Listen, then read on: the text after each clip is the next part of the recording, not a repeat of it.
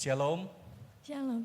Ya, mari saudara kita akan memulai ibadah kita pada hari ini. Saya undang seluruhnya kita bangkit berdiri. Kita akan buka ibadah kita pada hari ini. Pertolongan kita adalah datang daripada Tuhan Allah yang menciptakan langit dan bumi dan segala isinya. Dia yang setia memelihara ciptaannya dan yang tidak pernah meninggalkan perbuatan tangannya dari selama-lamanya sampai selama-lamanya. Bapak, kami sungguh mengucap syukur pada hari ini Bapak, karena Engkau hadir di tengah-tengah kami, karena Engkau akan beracara di tengah-tengah kami Bapak. Dari awal kami akan mengikuti pujian dan penyembahan, dan terlebih sungguh pada saat firman Tuhan disampaikan, kami percaya bahwa ada rencana Tuhan yang akan dinyatakan di dalam setiap hati kami masing-masing semua. Terima kasih Bapak, kami ucap syukur Bapak, kami percaya bahwa Engkau akan bekerja Tuhan tengah-tengah kami Tuhan pada hari ini. Di dalam nama Tuhan Yesus, kami telah berdoa dan mengucap syukur. Amin. Shalom Bapak Ibu Saudara, selamat pagi semuanya. Shalom, selamat datang kembali di rumah Tuhan. Hari ini datang penuh dengan sukacita. Boleh lihat kanan kiri depan belakang, boleh kasih tos atau salam terbaik, senyum hangat terbaik. Boleh katakan selamat hari Minggu, selamat datang kembali di rumah Tuhan. Hari ini sama-sama siap untuk memuji Tuhan, boleh lambaikan tangannya. Kita hari ini mau memuji Tuhan untuk meninggikan nama Tuhan, amin. Karena Dia yang berkuasa atas hidup kita, amin. Come on, let's sing. Mari bersama bertepuk tangan bagi Tuhan kita.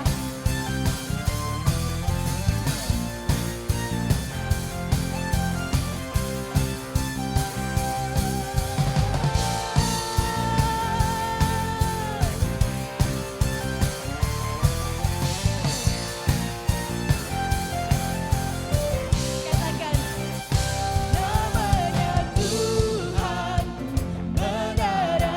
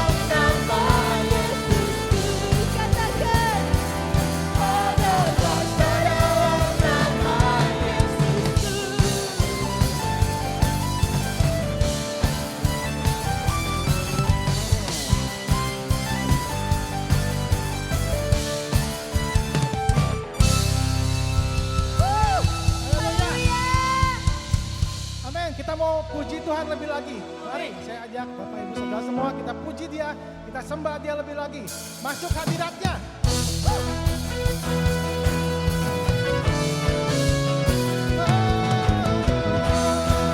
Kita masuk hadiratnya. Masuk. Masuk hadiratnya dengan hati bersyukur. Masuk gerbangnya dengan pujian. Bermasmurlah bagi Dia, nyanyikan nyanyian baru. Bersukacita, cita sekarang menyembah Dia. Masuk hadiratnya, oh masuk hadiratnya dengan hati bersyukur. Masuk gerbangnya dengan pujian. Bermasmurlah bagi Dia, nyanyikan nyanyian baru. Bersukacita sekarang tinggikan Dia. Saat hati bersyukur dan jiwamu bersuka, hadirat Allah nyata dalam pujian. Saat kami menyembah dan tangan pun terangkat, Tuhan hadir dalam pujian umat-Nya. Haleluya. Tuhan kita baik, saudara. Mari kita nyanyikan kebaikannya hari ini. Haleluya. Masuk hadiratnya. Hadiratnya dengan hati bersyukur. Masuk gerbangnya dengan pujian. Bermasmurlah bagi Dia, nyanyikan nyanyian baru. Bersukacita sekarang menyembah Dia. Masuk hadiratnya. Masuk hadiratnya dengan hati bersyukur. Masuk gerbangnya dengan pujian. Bermasmurlah bagi Dia, nyanyikan nyanyian baru. Bersukacita sekarang tinggikan Dia. Saat hati bersyukur dan jiwaku bersuka, hadirat Allah nyata dalam pujian. Oh, saat kami menyembah dan tangan pun terangkat, Tuhan hadir dalam pujian umat-Nya. Saat hati bersyukur dan jiwaku bersuka, hadirat Allah nyata dalam pujian. Oh, kami menyembah dan tanganku terangkat, Tuhan hadir dalam pujian. Tuhan hadir dalam, Tuhan hadir dalam pujian umat. Tuhan hadir, Tuhan hadir dalam pujian umat-Nya.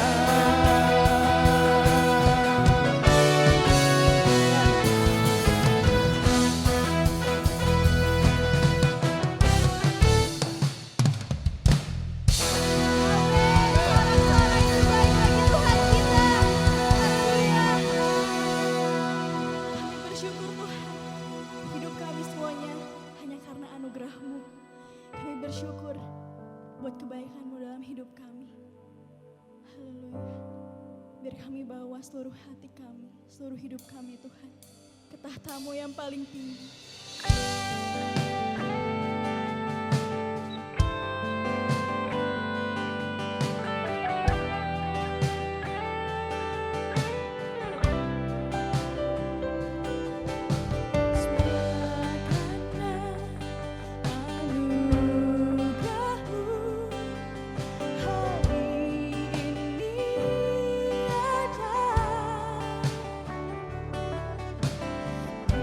Bukan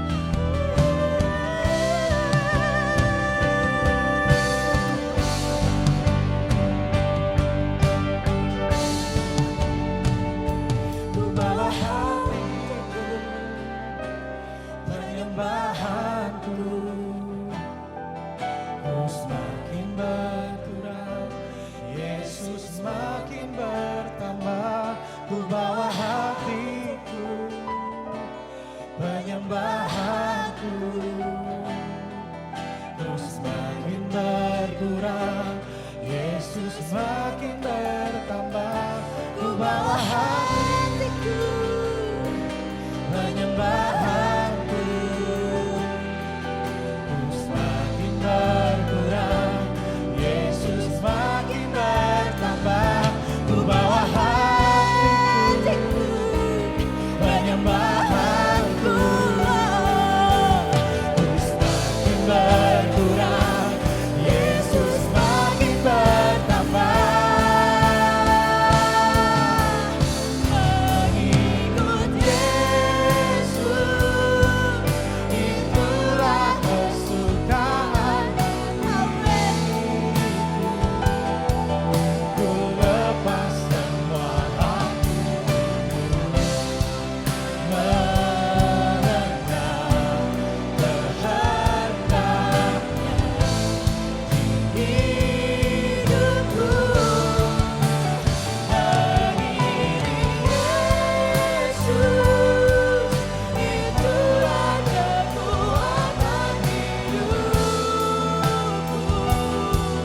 Ku yakin anugerahnya mampu jadikanku hamba yang berkenan selalu. Mengikut Yesus, itulah kesukaan hatiku. Ku lepas semua aku untuk mengenal kehendaknya hidupku. Mengiring Yesus, itulah kekuatan hidupku. Ku yakin anugerahnya mampu jadikanku hamba yang berkenan selalu. Ku yakin anugerahnya mampu jadikanku hamba yang berkenan selalu. Ku yakin anugerahnya mampu jadikanku hamba yang berkenan selalu.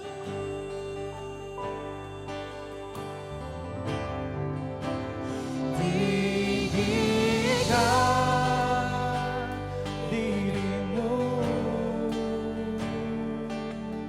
mengatasi langit.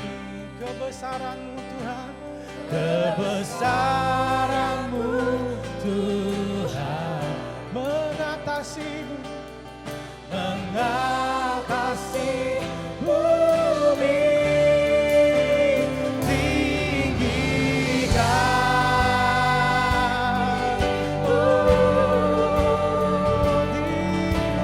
mengatasi langit.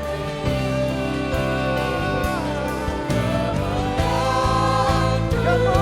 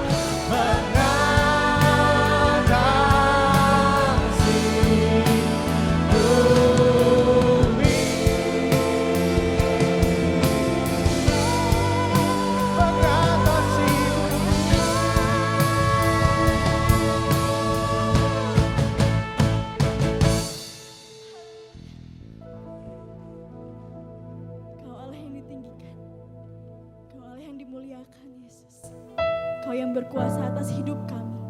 Kau yang berkuasa atas dunia ini. Kami bersyukur kami punya Allah seperti Engkau, Yesus. Terima kasih Yesus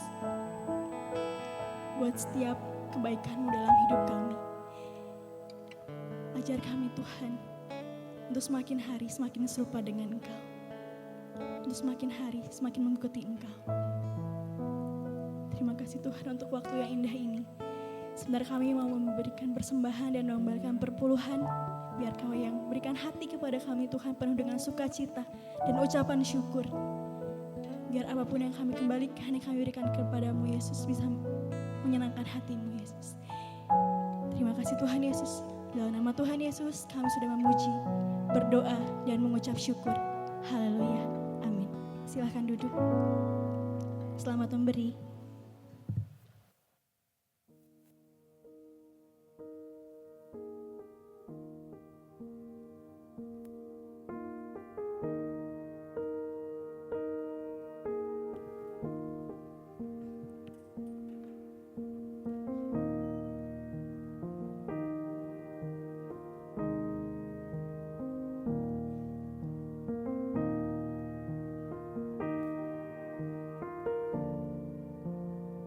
Disampaikan.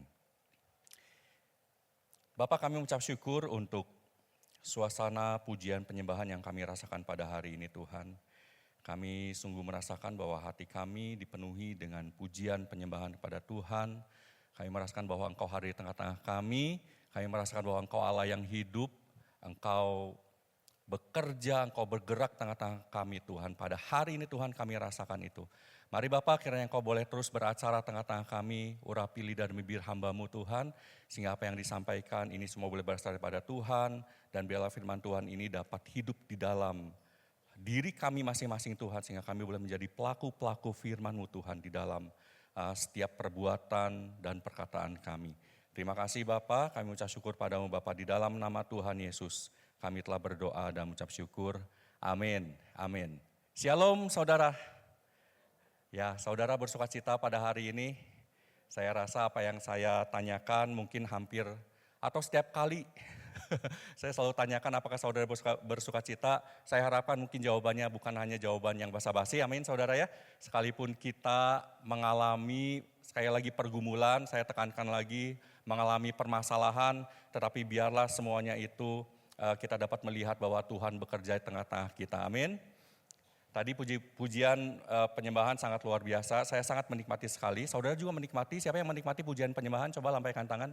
Ya, kita menikmati sungguh-sungguh pada saat kita tadi menyembah Tuhan, kita memuji Tuhan, ada sesuatu yang apa itu? Ada sesuatu yang bergerak, betul ya, di dalam hati.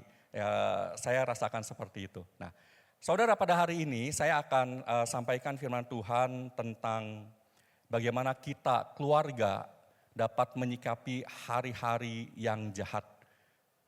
Firman Tuhan diambil dari Efesus 5 ayat yang ke-15 sampai dengan ayat yang ke-16. Efesus 5 ayat yang ke-15 sampai dengan ayat yang ke-16. Saya akan bacakan untuk saudara sekalian. Firman Tuhan berbunyi demikian. Karena itu, perhatikanlah dengan seksama bagaimana kamu hidup. Janganlah seperti orang bebal, tetapi seperti orang arif. Dan pergunakanlah waktu yang ada karena hari-hari ini adalah jahat. Saya beri judul firman Tuhan pada hari ini adalah pilih. Ya, saya kasih judul pilih. Kita pakai bahasa Indonesia biar kita semua tahu, mengerti, pilih. Ya, saudara, kita tahu semua bahwa hari-hari yang kita lalui ke depan itu adalah hari-hari yang jahat. Setuju? Kita tidak melihat bahwa hari-hari yang kita lalui bertambah baik, bertambah canggih teknologi, iya. Tetapi hari-hari yang kita lalui tidak bertambah baik, ya, tidak bertambah banyak orang benernya begitu ya, banyak orang baiknya enggak. Tetapi justru kita melihat saat ini hari-hari yang kita lalui ini adalah hari-hari yang jahat, bertambah buruk. Bukan hanya dari secara fisik saja. Kalau fisik kita melihat saat ini bencana alam di mana-mana, cuaca tidak menentu. Bukan hanya itu, tetapi kita melihat bahwa hari-hari yang kita lalui itu memang benar-benar udah bertambah rusak. Makanya di awal saya kasih gambarnya seperti ini. Ya, itu seolah-olah di bawah itu adalah kota, Nah, jadi mendung, saudara, makin mendung. Ya, kita percaya bahwa menjelang hari Tuhan nanti, pada saat nanti Tuhan akan angkat kita, ya kita akan melihat saat ini kita lagi mendung, saudara. Kenapa mendung? Karena hari-hari yang kita lalui ini adalah hari-hari yang jahat, hari-hari yang jahat. Nah, saudara, apa yang akan dihadapi oleh anak-anak kita? Apa yang saat ini kita hadapi, saudara? Yang kita hadapi, kita tahu saat ini bahwa yang terjadi saat ini ada ideologi-ideologi yang mungkin beredar di tengah-tengah kita. Kita udah sering dengar, kita juga udah sering baca bersama-sama, kita juga udah tahu, mengerti. Di sini ada 3 saja saya sebutkan. Ini ada YOLO, tahu ya, you only live once. Itu artinya ya kita cuma hidup cuma sekali, peduli dengan pandemi, peduli dengan kesulitan, yang penting saya happy, saya bahagia. Apapun akan saya lakukan, kenapa? Karena saya cuma hidup cuma sekali. Saya hidup cuma sekali. Jadi apapun akan saya coba, yang penting saya happy, saya pergi kemanapun saya mau pergi kemana, saya mau belanja apapun, saya akan lakukan itu. Makanya kenapa orang-orang yang menerapkan YOLO, begitu YOLO-nya, itu akhirnya dia tidak bisa melakukan investasi akhir-akhir ini. Banyak orang akhirnya menjadi konsumtif. Banyak mengeluarkan uang begitu. Kenapa? Karena melihat, ya ini ya prinsipnya YOLO, you only live once. Lalu kemudian kita di sini ada FOPO, fear of other people's opinion. Kita begitu peduli dengan pendapat orang lain. Ya, kita tahu saat ini kan kita banyak sekali memegang gadget. Nah, di dalam gadget kita banyak sekali juga melihat-lihat sosial media itu sangat luar biasa. Semua orang pasti punya sosial media ya. Semua orang pasti udah pernah buka TikTok, Facebook dulu, ya sekarang juga masih ada. Lalu kemudian ada IG dan banyak hal yang kita lihat seperti itu. Dan kita begitu takut dengan pendapat orang lain. Lalu kemudian FOMO, fear of missing out. Kita takut kehilangan momen. Bukan cuma di luaran sana, tapi di sini pun seperti itu. Begitu kita tahu bahwa ada combro merek terkenal yang akan keluar dan kita tunggu-tunggu misalnya, oh nanti besok malam itu kita nggak bisa tidur. Kenapa? Karena kita pengen menjadi orang yang pertama yang menikmati itu. Makanya beberapa waktu yang lalu pernah disampaikan kan, entah di Singapura atau di Australia, begitu ada merek handphone tertentu akan mengeluarkan tipe terbaru, itu mereka rela untuk tidur begitu ya, nginep di tempat begitu. Dan antrian itu sangat panjang sekali. Kenapa? Karena takut kehilangan momen. Saudara. Nah 3 prinsip ini itu membuat apa? 3 prinsip ini akhirnya membuat kita menjadi stres, betul nggak? Cemas, depresi. Banyak kita itu mengalami itu semua, anak-anak kita mengalami itu semua tanpa kita sadari. Tanpa kita sadari kan. Anak-anak kita mengalami, begitu kita tahu bahwa ini ada pendapat orang yang menuliskan hal-hal yang jelek, di sosial medianya kita nggak bisa tidur. Nggak ngomong mungkin sama orang tua. Nggak cerita sama orang tua ya. Tapi hatinya tuh begitu gundah, nggak bisa tidur dan macam-macam. Akhirnya mengalami stres, depresi. Ya. Nah saudara, hal-hal ini yang dihadapi oleh kita, terutama anak-anak kita ke depan. Bagaimana cara mereka menghadapi dunia yang semakin rusak. Kita anggap bahwa ini mungkin benar. YOLO, FOMO, nggak apa-apa. Ya, nggak apa-apa. Kita menerapkan ini semua nggak apa-apa. Toh yang namanya teknologi, anak-anak pegang gadget, nggak apa-apa. Toh semua zamannya kan ke arah sana, ya kita juga jangan sampailah anak-anak kita ketinggalan zaman, kasihan kan dia teman-teman udah pegang HP, kok anak gua nggak pegang HP, kasihan. Kita anggap bahwa ini adalah hal yang biasa, kita anggap seperti itu, saudara. Tapi ini yang kita hadapi. Nah kita tahu anak-anak kita yang lahir antara tahun 1997 sampai 2012 ada? Oh ada banyak pasti ya. Itu disebut dengan generasi Z, betul nggak? Generasi Z. Ada yang bilang generasi Z itu adalah generasi strawberry. Kenapa strawberry? Depannya kayaknya keras permukaannya, tapi dalamnya itu lembek. Ada seorang dosen psikologi mengatakan generasi Z itu adalah orang-orang yang kurang berusaha dalam kehidupannya. Beda dengan kita. Saya generasi X, saudara. Di bawah saya generasi milenial. Saya generasi X, ya, saya dengan istri saya generasi X itu melahirkan setelah generasi milenial, saudara. Ya, generasi milenial berarti apa? Z ya, generasi Z. Saya melahirkan generasi Z. Nanti yang generasi milenial itu melahirkan generasi alfa sekarang. Ya, jadi selalu itu ada loncat satu generasi. Jadi dari X, lalu milenial, lalu Z, lalu alfa. Itu selalu ada loncat generasi. Jadi kalau kita menikah sekarang, nah nanti generasi yang berikutnya nih. Ya, generasi yang berikutnya. Dikatakan generasi Z itu kurang berusaha, saudara. Kenapa? Karena teknologi ada di sekitar mereka. Betul ya? Apalagi generasi alfa.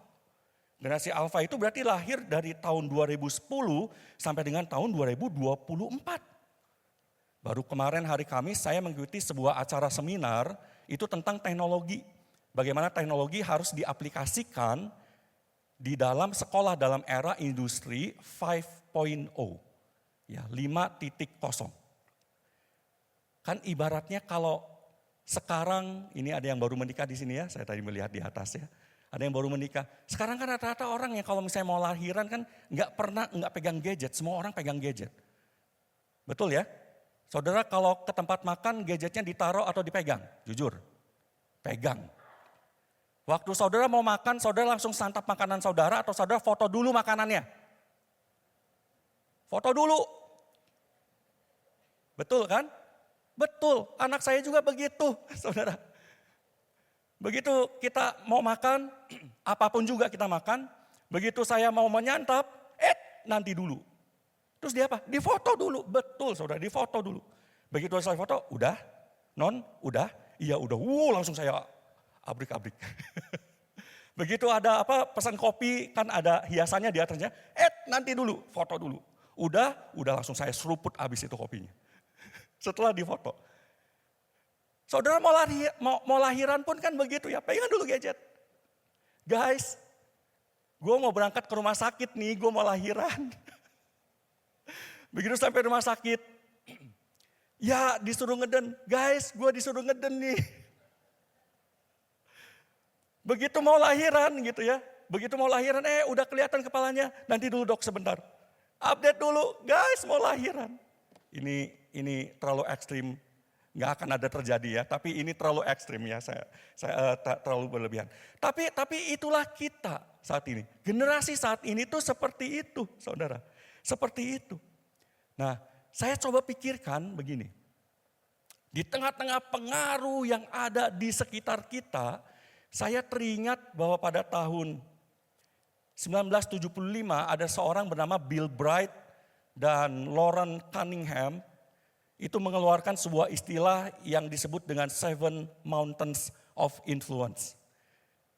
Lauren Cunningham itu adalah pendiri dari YWAM, mungkin saudara mengetahui yang generasi saya ya. Youth with a Mission, saudara.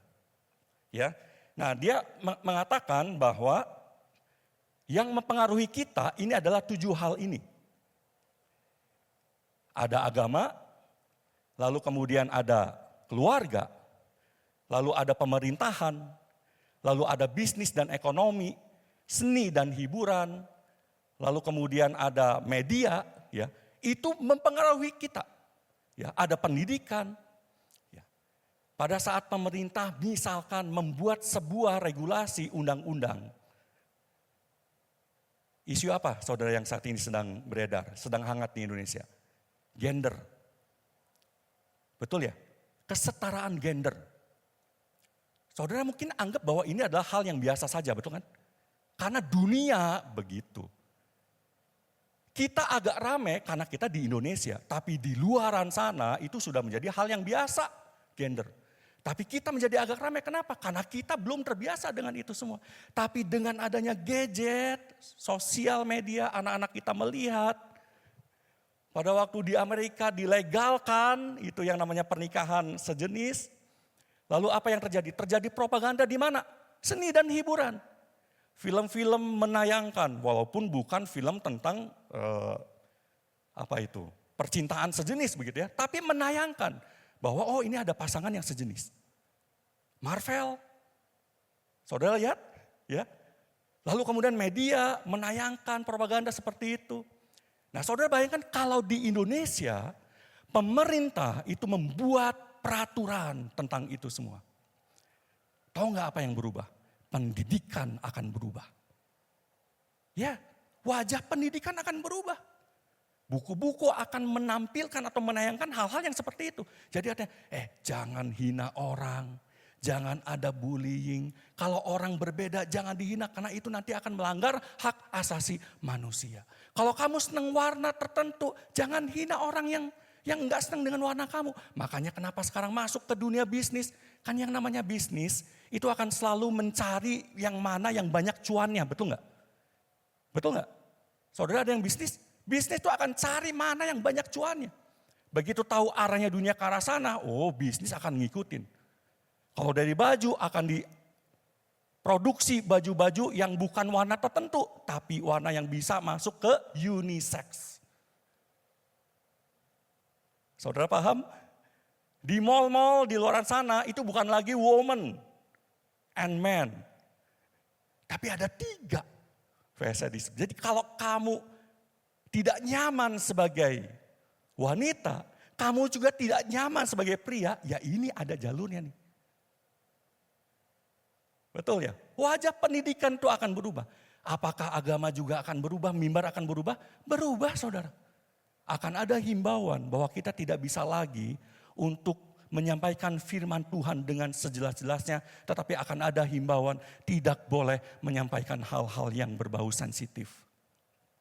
Kalau saya berbicara tentang LGBT, saya kemarin bikin skripsi teologi saya tuh tentang LGBT, saudara. Nah kalau saya menyampaikan itu di Australia, saya sampaikan kebenaran firman Tuhan. Itu bukan saya dapat pujian, saudara. Orang-orang bertobat enggak, keluar saya langsung masuk penjara. Saya ditangkap, kenapa? Karena saya melanggar privasi orang, haknya orang, mereka terima. Jadi ini ada 7 gunung dikatakan 7 mountains of influence yang mempengaruhi kita di sini. Ada agama, pemerintahan, seni, dan hiburan, pendidikan, ekonomi, media. Dan kadang-kadang kita dalam keluarga kita nggak pernah didik anak, jujur nggak? Jujur ya, saudara pernah didik anak? Paling didikan anak apa? Bangun tidur tepat waktu. Betul nggak? Bangun tidur sebelum ini sikat gigi. Didikannya kan paling seperti itu ya.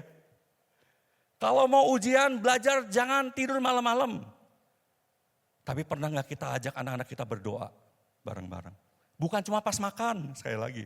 Kemarin Pak Yohanes sampaikan itu ya. Bukan cuma pas makan. Pernah nggak ajak anak-anak berdoa, kita menyampaikan kebenaran firman Tuhan. Kalau kamu cari teman hidup begini ya. Jadi ada 7 pengaruh yang sangat mempengaruhi anak-anak kita dan kita saudara. Saudara bisa bayangkan kalau di tengah-tengah dunia yang semakin buruk ini, anak-anak kita nggak punya filter. Anak-anak kita nggak punya saringan, saudara. Maka apa yang akan terjadi? Anak-anak kita akan menjadi korban dari dunia ini. Betul? Makanya anak-anak kita perlu filter, saudara. Perlu dapat menyaring semua informasi. Semua pengalaman yang nantinya akan menjadi prinsip hidup atau value. Atau bahkan saya katakan istilahnya itu adalah kepercayaan yang sungguh-sungguh atau kredo. Sebelum jadi kredo, anak-anak kita tuh perlu disaring, saudara. Perlu dia punya filter di dalam kehidupannya. Jadi apa yang harus kita lakukan, saudara? Yosua 24 ayat 15, Yosua tuh memberikan pilihan kepada kita. Yosua 24 ayat 15, ini saya bacakan secara sepintas saja, saudara ya.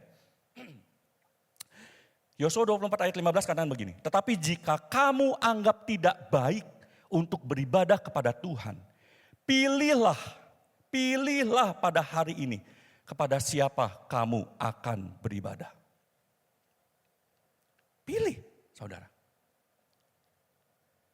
Kalau firman Tuhan katakan kita diminta untuk memilih, itu berarti perlu kesepakatan. Amin. Perlu keputusan bersama. Perlu keputusan bersama dalam keluarga. Untuk pada hari ini kita mau pilih beribadah kepada siapa.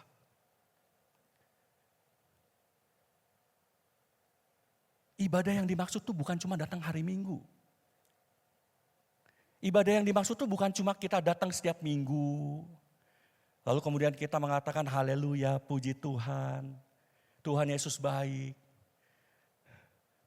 Bukan itu saudara. Bukan cuma sekedar datang ke gereja hari Minggu. Minggu lalu saya ngobrol-ngobrol ya dengan salah seorang saudara, Kodeni ya. Dia katakan waktu minggu lalu dan saya pikir oh iya ya benar juga ya. Siapa di sini di antara saudara yang percaya bahwa Yesus adalah Tuhan? Coba angkat tangan. Percaya bahwa Yesus adalah Tuhan. Saudara percaya? Amin. Saudara percaya? Iblis pun percaya bahwa Yesus itu adalah Tuhan. Betul nggak? Iblis percaya loh. Jadi sekedar percaya itu nggak cukup saudara. Tapi yang harus kita lakukan adalah lebih dari percaya. Apa? Mengimani bahwa Yesus itu adalah Tuhan. Kalau mengimani itu artinya menjadi kredo sekali lagi. Menjadi kepercayaan yang sungguh-sungguh dalam hati. Bahwa Yesus adalah Tuhan. Apapun yang terjadi, Yesus adalah Tuhan. Mau kita punya anak-anak, kita punya pasangan yang kaya raya tapi dia tidak beragama. Gak akan mungkin kita bilang, gak apa-apalah. Yang penting papa mama hidup jadi terjamin. Papa mama jadi bisa pergi ini, ya gak apa-apa Tuhan berkati. Gak mungkin seperti itu, amin. Karena sudah menjadi keyakinan yang sungguh-sungguh kita mengalami bahwa Yesus adalah Tuhan. Jadi ibadah di sini tuh bukan cuma sekedar datang hari Minggu. Tetapi apa yang kita yakini, apa yang anak-anak kita yakini. Nah ini yang perlu untuk kita tanya sama diri kita sendiri. Saat ini saya mempunyai seberapa dalam nih saya punya hubungan dengan Tuhan. Amin. Itu pertanyaannya. Saudara bisa melakukan bisnis apapun. Saudara bisa melakukan pelayanan apapun. Saudara bisa memberikan persembahan seberapa besar apapun kepada gereja. Tapi pertanyaan di sini adalah seberapa dalam engkau mengenal Tuhan kita. Seberapa dalam bahwa prinsip-prinsip Alkitab ini menghidupi kita. Dan kita jalani menjadi sebuah keyakinan. Menjadi sebuah value yang tidak mungkin digeserkan oleh nilai-nilai di luaran sana. Yang dimana hari-harinya udah semakin bertambah jahat. Amin saudara.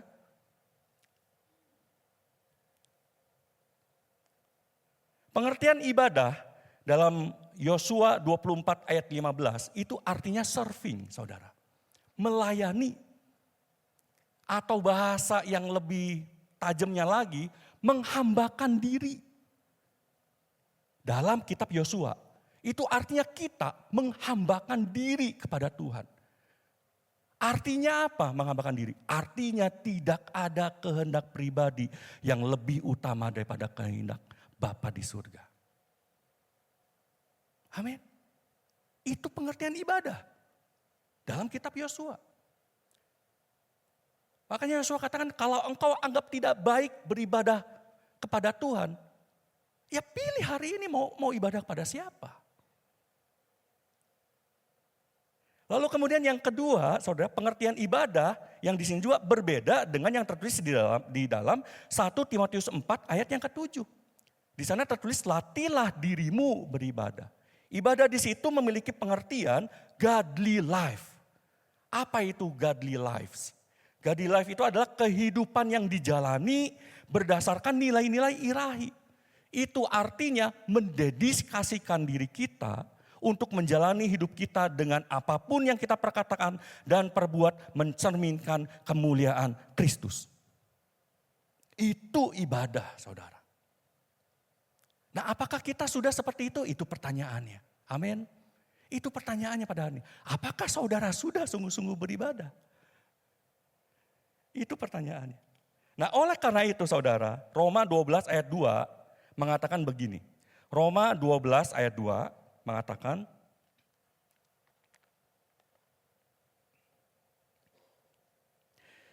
janganlah kamu menjadi serupa dengan dunia ini, tetapi berubahlah oleh pembaharuan budimu, sehingga kamu dapat membedakan manakah kehendak Allah, apa yang baik, yang berkenan kepada Allah, dan yang sempurna. Janganlah kamu menjadi serupa dengan dunia ini. Ini nasihat Paulus. Jangan kita menjadi serupa dengan dunia ini.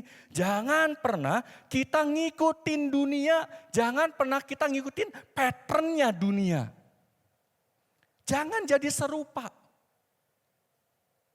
Banyak orang, sekali lagi saudara, dengan adanya prinsip YOLO, FOMO atau entah apapun juga, akhirnya orang-orang akhirnya ngeblend. Kita punya iman tidak dengan sungguh-sungguh kepada Tuhan, tapi kita melayani diri sendiri. Saudara mungkin pernah dengar ya, di TikTok atau entah dimanapun juga. Pernah kan dengan iringan musik yang romantis, lalu kemudian ada, kalau enggak perkataan, suara muncul. Hei kamu, sudah pernahkah kamu berterima kasih kepada dirimu sendiri? Pernah enggak gitu? Bahwa kamu sudah bisa bertahan sampai saat ini. Kan kurang lebih kalau dikatakan kan seperti itu ya. Terus dengan iringan musik. Udah belum kamu mengapresiasi diri kamu sendiri. Bahwa kamu saat ini walaupun di tengah-tengah pergumulan, kamu bisa menghadapi apapun. Pernah saudara melihat di TikTok? Pernah ya? Berterima kasihlah bukan pada Tuhan, bukan pada orang lain, bukan pada orang tua, tapi kepada diri kita sendiri. Banggalah bukan kepada Tuhan, bukan kepada orang lain, bukan kepada teman kita, tapi kepada diri kita sendiri. Tampaknya benar. Iya kan? Tapi kalau secara garis besar itu berarti kan ngajarin kita untuk mengandalkan diri kita sendiri. Ngajarin kita untuk kita tuh jangan bergantung pada orang lain, tapi diri kita sendiri. Tampaknya benar. Buat saudara itu salah atau enggak? Kan tanda tanya. Kalau saya bawa ini ke warung kopi, kita kopdar, kita kumpul bareng-bareng, mungkin akan banyak orang yang, oh itu benar kok. Karena alasannya gini-gini, betul nggak? Kita mungkin bisa berdiskusi panjang dengan prinsip seperti ini. Kumpul kebo. Buat saudara itu benar atau salah? Benar atau salah? Di luaran sana benar loh. Di luar sana orang sudah tidak peduli. Tapi buat kita benar atau salah? Kalau misalnya kita punya teman-teman yang seperti itu. Kumpul kebo. Salah atau benar?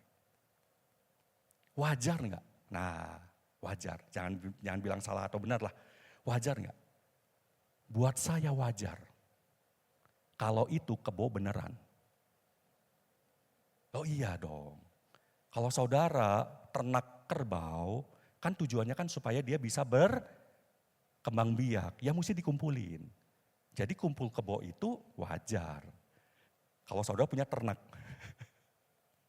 Ya. Jadi saudara, kalau firman Tuhan tadi katakan apa? Jangan kita menjadi serupa dengan dunia. Jangan. Amin. Jangan. Tetapi berubahlah oleh pembaharuan budimu. Berubahlah oleh pembaharuan budimu. Dan perubahan budi akan terjadi melalui perenungan yang terjadi dalam hati. Amin. Perenungan, saudara. Kembali kepada Efesus 5 ayat yang ke-15, tadi dikatakan begini. Perhatikanlah bagaimana kamu hidup. Artinya apa, saudara? Perhatikanlah dengan seksama bagaimana kamu hidup. Ini artinya perhatikanlah bagaimana kita meresponi hal-hal yang ada di sekeliling kita. Perhatikanlah bagaimana anak-anak kita meresponi pengaruh-pengaruh yang terjadi di sekelilingnya. Supaya saat kita merespon atau menjalani hidup tidak seperti orang bebal, tetapi seperti orang arif. Amin saudara? Ya. Jadi semuanya itu terjadi di sini. Perenungan. Nah saya sampaikan sini ada 2 upaya yang saya tawarkan pada saudara. Supaya dapat menghasilkan perenungan-perenungan yang dapat memperbaharui budi kita dan membangun karakter mental atau kita sebut godly life atau value dalam diri kita dan anak-anak kita. Yang pertama saudara, ciptakan lingkungan yang sehat secara rohani. Artinya apa? Artinya kalau youth atau The Flame atau T4C mengadakan acara, mari kita dukung. Ya, kita dukung. Supaya anak-anak kita punya teman-teman. teman-teman di dalam komunitas yang sama. Ya, komunitas Kristen, rohani. Di luar sana memang ada banyak komunitas-komunitas yang memang positif dan membangun. Ya, banyak di luar sana. Anak saya juga ada, dia mengikuti di luar sana. Tapi milikilah teman-teman di dalam komunitas rohani, saudara. Ya, kalau kita sebagai orang tua mesti nemenin, ya nggak apa-apa. Ya korban sedikit, nggak masalah, saudara. Tapi libatkan anak-anak kita, ciptakan lingkungan yang sehat secara rohani. Lalu kemudian yang kedua, bangun mesbah keluarga. Bangun mesbah keluarga. Ini saya katakan begini, bukan cuma quality time pergi bareng aja, enggak. Tetapi anak-anak kita harus melihat kita nih orang tua waktu kita tuh datang sama Tuhan. Anak-anak kita tuh mesti lihat waktu kita bersekutu sama Tuhan. Saya jujur sama saudara ya, dulu waktu awal saya married, saya menikah, itu saya kalau saya nyanyi sama dengan istri saya, itu saya nggak pernah bisa keluar suara. Kenapa? Kagok. Waktu anak saya masih kecil, itu waktu saya nyanyi kita doa bareng gitu ya. Waktu saya nyanyi itu saya nggak pernah ngerasa enak leluasa untuk saya nyanyi. Tapi di luaran, di gereja, saya nyanyi, wah gitu ya. Bisa seriosa saudara ya, bisa wah gitu. Tapi dulu itu waktu pas saya nyanyi, saya mimpin, itu nggak pernah nyaman. Waktu dulu saudara seperti itu. Tapi marilah kita bangun mesbah keluarga di mana anak-anak tuh harus lihat keteladanannya kita. Karena seringkali kita cuma bisa ngomong. Jujur, saya jujur nih. Kita tuh seringkali cuma bisa ngomong. Tapi kita nggak pernah bisa mempraktekkan di depan anak kita. Kamu kalau apa-apa doa dulu sama Tuhan ya. Iya Pak, tapi kita waktu kita menghadapi masalah kita nggak pernah datang sama Tuhan tuh. Dan itu dilihat oleh anak-anak kita kan. Keluarga itu menjadi gerbang pertama anak tuh melihat keteladanan. Selain daripada gurunya atau kakak atau cici rohaninya. Harus dilihat dari siapa? Kita orang tuanya saudara. Amin. Bangun mesbah keluarga. Nah lewat dari dua hal ini saudara, harapannya apa? Pada saat kita menempatkan lingkungan yang sehat rohani dan membangun mesbah keluarga, harapannya adalah kita dapat menghasilkan perenungan yang dapat memperbaharui budi kita. Ya seperti itu tadi, betul. Dan saudara harus ingat, perenungan itu tidak akan pernah menjadi perenungan kalau kita tidak menyediakan waktu. Ini sengaja saya agak berhenti dulu saudara ya, bukan ngeheng. Supaya untuk kita pikirkan bersama, betul nggak? Kalau kita mau merenungkan sesuatu, maka kita mesti menyediakan waktu untuk kita merenungkan. Kalau kita mau merenungkan kebenaran firman Tuhan, yaitu waktunya bukan sekarang. Saudara dengar firman Tuhan, betul ya? Tapi di rumah atau nanti saudara pergi kemanapun, saudara harus sediakan waktu untuk merenungkan firman Tuhan itu. Saudara mesti duduk diam dan saudara renungkan firman Tuhan. Harus menyediakan waktu. Kalau kita menyediakan waktu, maka ini akan terjadi. Kalau 3 ayat yang ke-9 saya akan bacakan saja. Di sini firman Tuhan berkata begini, jangan lagi kamu saling mendusta karena kamu telah menanggalkan manusia yang lama serta kelakuannya dan telah mengenakan manusia baru yang terus-menerus diperbaharui untuk memperoleh pengetahuan yang benar menurut gambar kaliknya. Dibaharui terus-menerus saudara. Dibaharui terus-menerus. Sehingga apa? Sehingga kita dan anak-anak kita mempunyai value, nilai-nilai ilahi dalam hati kita. Cara dan gaya hidup kita adalah tetap gaya hidup seorang anak Tuhan yang sungguh-sungguh. Amin saudara? Amin? Amin? Saya undang pemain musik bisa maju ke depan. Di hadapan saudara saat ini kita melihat ada 7 gunung yang mempengaruhi bukan cuma anak kita, tapi mempengaruhi hidup kita. Di sekeliling kita pada waktu generasi milenial itu ada 3 prinsip ya. Ada YOLO, FOPO, FOMO. Tampaknya bagus sih. Tapi itu semua tanpa kita sadari, itu sebenarnya ngajarin untuk kita tuh bukan bergantung sama Tuhan, tapi bergantung sama diri kita sendiri. Saya akan kembali pertanyaan kepada apa yang Yosua katakan. Pilih pada hari ini. Pilih pada hari ini. Kepada siapa kita akan beribadah? Saudara sudah mengerti tadi pengertian ibadah? Amin. Masih ingat ya? Tadi pengertian ibadah ya? Masih ingat. Pilih pada hari ini. Yosua di kalimat yang terakhir di dalam Yosua 24 ayat 15. Yosua katakan begini, tetapi aku dan seisi rumahku, kami akan beribadah kepada Tuhan. Apakah saudara punya pilihan yang sama? Di tengah-tengah dunia yang jahat, kalau kita yang udah tua, kita sih cuma tinggal menjalani hidup ya, betul nggak? Nggak usah khawatir. Kita yang udah tua kayak gini mah, mau apapun ada penipuan, mau ada penyesatan, mau ada penghujatan apapun juga. Kita mah tidak pernah goyang karena kita tuh sudah punya keyakinan yang sungguh-sungguh. Tapi bagaimana dengan anak-anak kita buat ke depan sana? Kalau saudara mau pilih untuk mengikuti Yesus, mari saat ini ambil keputusan bersama. Amin. Untuk kita mengikuti Yesus. Amin. Amin saudara. Saya undang semua saudara yang bagi berdiri. Mari kita naikkan.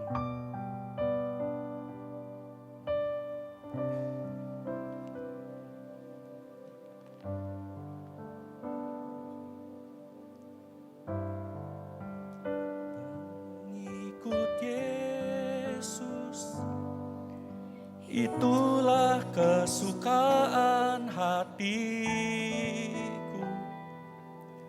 Ku lepas semua hakku untuk mengenal kehendaknya di hidupku. Mengiring Yesus, itulah kekuatan hidupku.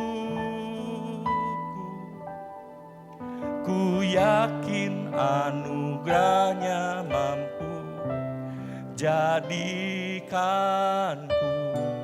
hamba yang berkenan selalu. Apakah ini menjadi doa saudara semua? Amin. Apakah ini menjadi doa saudara semua? Mari taruh tangan kanan saudara di dada. Saudara yang duduk bersama dengan pasangan.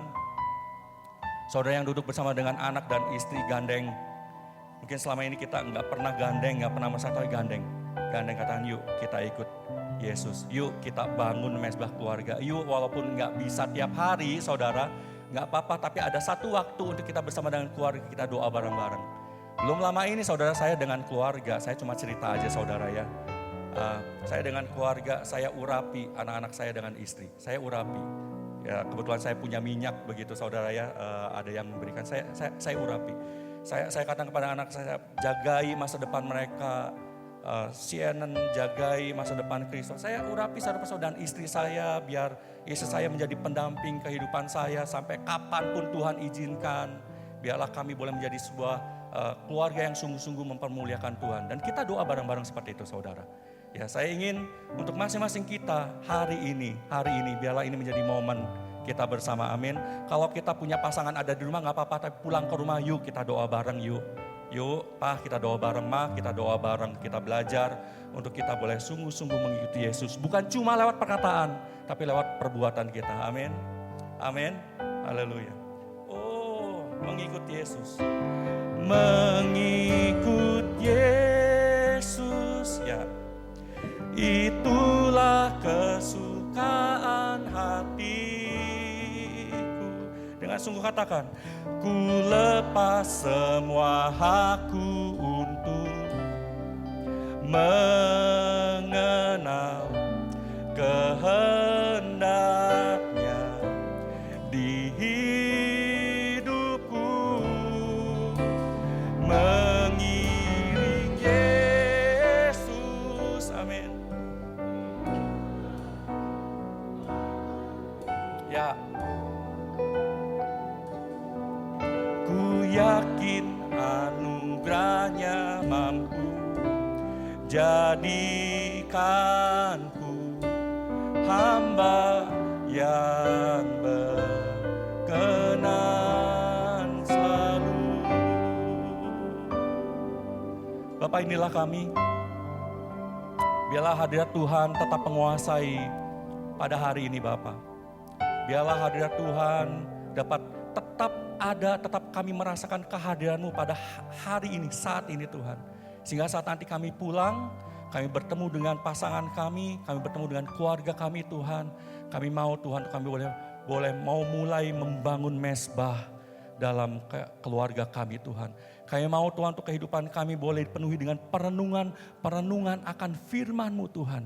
Sehingga biarlah firman itu Tuhan akan menguasai hidup kami. Kami bukan hanya sekedar percaya kepada Engkau, tapi kami dapat mengimani Engkau Tuhan dalam kehidupan kami. Terima kasih Yesus, mari Bapa kuasai hidup kami. Biarlah pada hari ini sampai nanti Tuhan, Engkau yang akan memenuhi hati kami. Perbaharui budi kami Tuhan. Terus menerus Bapak, terus menerus melalui perenungan yang kami lakukan setiap harinya. Terima kasih Bapak, kami ucap syukur padamu. Di dalam nama Tuhan Yesus, kami telah berdoa dan mengucap syukur. Amin. Berikan kemuliaan bagi Allah kita. Haleluya. Silakan duduk saudara.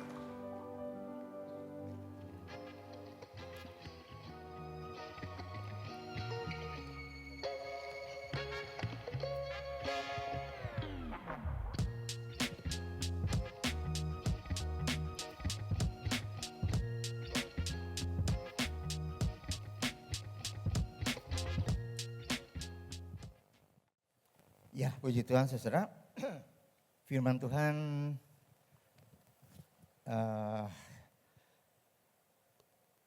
hari atau bulan ini tentang family atau keluarga. Ya, kalau saudara perhatikan firman Tuhan minggu lalu tentang kekudusan pernikahan, dan mulai minggu pertama bulan ini tentang keluarga. Semua memberikan pegangan, ya, bagaimana kita harus bertindak menjalani hidup ini sejak kita belum menikah, masuk dalam pernikahan yang kudus, dan setelah berkeluarga apa yang harus kita lakukan. Bagaimana kita harus melakukan segala sesuatu yang menjadi teladan buat anak-anak kita, keluarga kita. Puji Tuhan. Minggu depan tentu ini akan bersambung terus, itu semua tentu berguna untuk keluarga kita masing-masing. Puji Tuhan. Saudara, kita tetap berdoa untuk pemerintah kita yang pada bulan Oktober, bulan depan akan terjadi pergantian pimpinan negara. Kita berdoa supaya semuanya boleh berjalan dengan lancar dan pimpinan yang akan datang, pemimpin yang akan datang akan membawa Indonesia makin maju lagi. Puji Tuhan, kita juga berdoa untuk pilkada pada bulan November. Kalau saudara memperhatikan televisi atau medsos, wah, hari-hari ini cukup heboh ya, cukup rame. Nggak usah berpikir banyak-banyak ke arah sana. Yang penting bagi kita berdoa karena kita mempunyai Allah yang memegang kendali hidup kita dan juga memegang kendali negara kita. Puji Tuhan. Kita tahu kalau kita berdoa pasti tangan Tuhan akan bekerja dan semua bisa berjalan dengan lancar, dengan tenang, dengan pertolongan Tuhan. Puji Tuhan. Saudara, mari kita akan tutup kebaktian kita dengan doa. Saya undang untuk kita berdiri bersama-sama. Kita akan masuk dalam doa. Mari kita berdoa. Bapa kami dalam surga, terima kasih Tuhan untuk berkat Tuhan bagi kami semua. Makasih Tuhan, kami sudah memuji Tuhan, menyembah Tuhan. Kami sudah mendengar firman Tuhan yang boleh menjadi pegangan hidup kami untuk keluarga-keluarga yang hidup dalam suasana perubahan dunia yang terus-menerus terjadi. Terima kasih Tuhan, firman Allah dapat menjadi penuntun hidup kami semua. Apa yang harus kami lakukan di tengah-tengah dunia ini. Kami tak berdoa Tuhan untuk pemerintah kami yang akan terjadi pergantian pimpinan negara. pada bulan Oktober yang akan datang. Dan juga Tuhan untuk pilkada pada bulan November. Mari Tuhan supaya semuanya boleh berjalan dengan tenang dan lancar. Apapun, siapapun yang akan memimpin tiap-tiap daerah. Itu semua dalam kendali Tuhan. Terima kasih Bapak. Kami berdoa untuk jemaat yang sudah memberikan persembahan dan memberikan perpuluhan yang Tuhan punya. Daripada kami untuk memberikan yang terbaik. Karena Tuhan sudah memberikan yang terbaik bagi kami semua, yaitu keselamatan dan hidup yang kekal.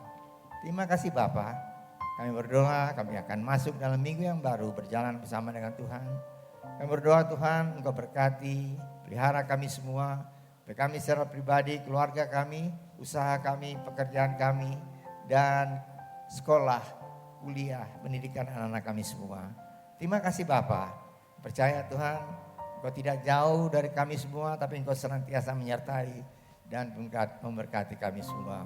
Percaya Tuhan, Engkau sudah mendengar doa kami dan ucapan syukur kami ini. Yang kami naikkan dalam nama Tuhan Yesus Kristus yang menjadi juru selamat kami yang hidup. Saudara yang dikasihi oleh Tuhan, angkatlah tangan saudara untuk menerima berkat Allah. Arahkan hati saudara kepada Tuhan dan hadirat-Nya. Maka berkat Allah memenuhi hidup saudara. Berkat Allah memenuhi keluarga saudara. Berkat Allah memenuhi kesehatan saudara. Berkat Allah memenuhi pekerjaan saudara. Dan jadilah berkat dimanapun saudara berada. Dan saudara terimalah berkat dari Allah Bapa, kasih karunia dan damai sejahtera dari Tuhan Yesus Kristus. Dan persekutuan Allah Roh Kudus menyertai saudara sekalian. Mulai hari ini sehingga Maranatha, Tuhan Yesus datang kembali. Amin. Bapa di